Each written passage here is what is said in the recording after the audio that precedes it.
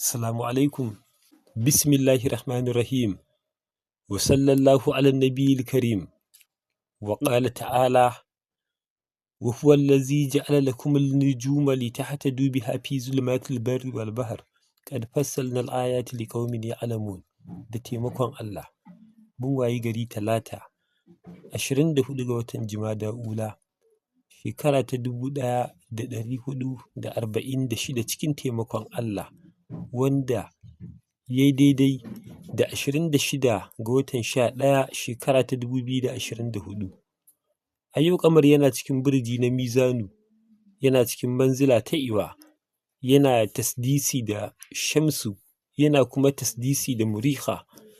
Sa'o'in kamar da taimakon Allah za su kasance kamar haka: ƙarfe 10:19 na safe zuwa 11:17, sai ƙarfe 5:02 na yamma zuwa ƙarfe 5:59, sai kuma ƙarfe 12:14 na dare zuwa ƙarfe 1:17 cikin taimakon Allah. A ɗaya daga cikin waɗannan lokutan masana ilimin hisabi sun fitar da sallah raka'a 2. Bayan Fatiha za a karanta Qul Allahumma malikal mulk zuwa ƙarshe. A madadin sura zan tura ayar da taimakon Allah. Bayan sallama a yi wa annabi salati, a yi istighfari daidai gwargwado, sai a karanta ya maliku 91, ya majidu 57. Da taimakon Allah za ka samu dawwama a cikin ni'ima.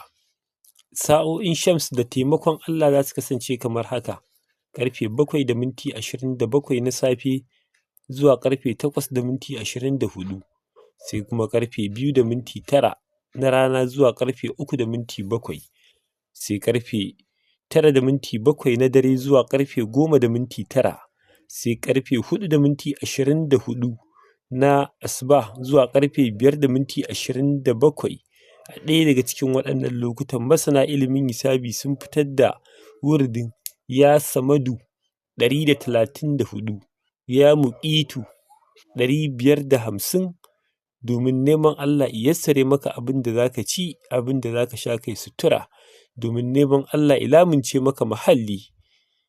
Muna roƙon Allah da ya sanya abin da muka yi daidai hadiyya ga shugaba, abin da muka yi kuskure muna neman taimakon Allah ya gafarta mana. Daga ɗalibin kuma Ma'ul Ainain Zubairu Kasim, ƙarƙashin jagorancin gidan Falaki Charity Foundation, 08028 68 0